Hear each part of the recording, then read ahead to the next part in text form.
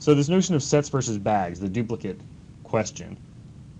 Well, so first of all, what is a set? A set is a collection of objects where there are no duplicates, and a bag is a collection of objects where there can be duplicates. And so right up here,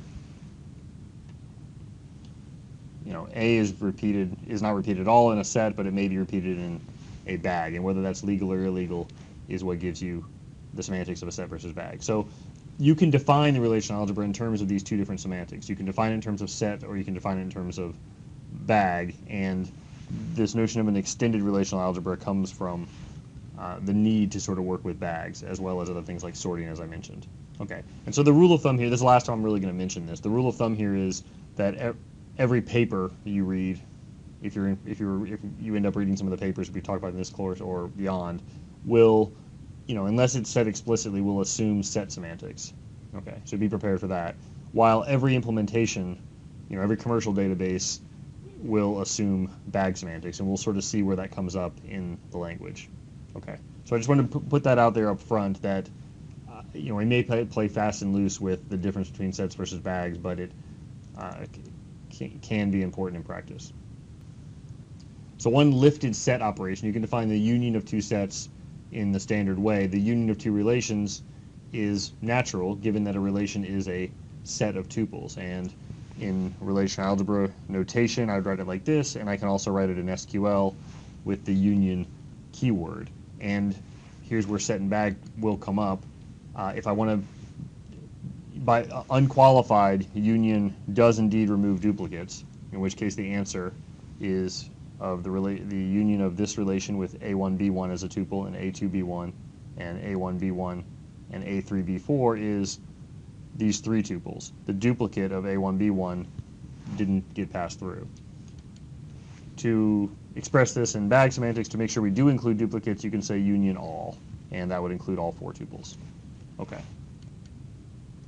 You can define the difference operation the same way, or in the same way in the sense that you're lifting it from the natural definition of over sets, that find every tuple in this set and remove any tuples that also appear in this set. And we see A1B1, as we saw before, also appears in R1, and so you get rid of it, and all you're left with is this tuple. All right. So why isn't this one in there?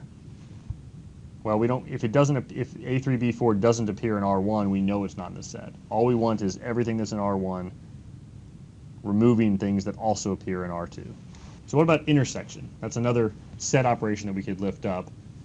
You can indeed define intersection, but you don't necessarily need to have it as a fundamental operator because you can re-express it in terms of difference, right? So if I want the intersection of R1 and R2, I can take everything in R1 that is not in R2, and then I can take everything in R1 that is not in that result. So if you think about this for a second, this expression returns everything that is only in R1.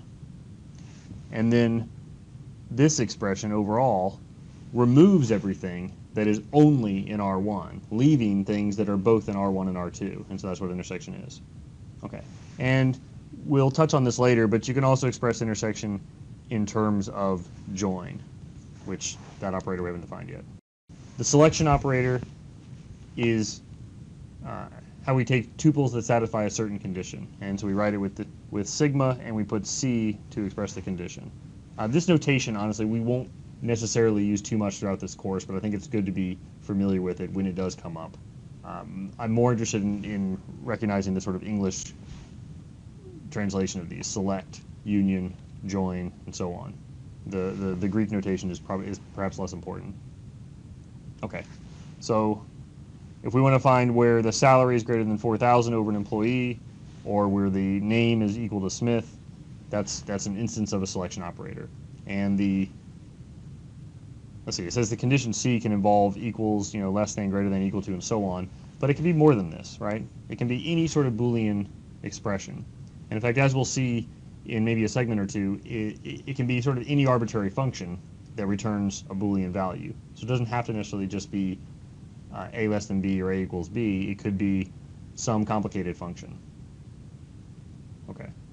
But let's say in between some complicated function that's user defined And a simple condition like this, where you just say salary equals 4,000, or sorry, salary greater than 4,000, you can have arbitrary Boolean expressions. So you could have conjunctions. You could say where salary is greater than 4,000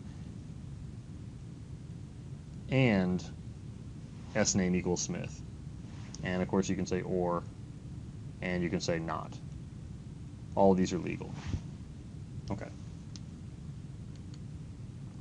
So as an example, if we want to have a selection where salary is greater than 4,000 of an employee, which ones pass this test?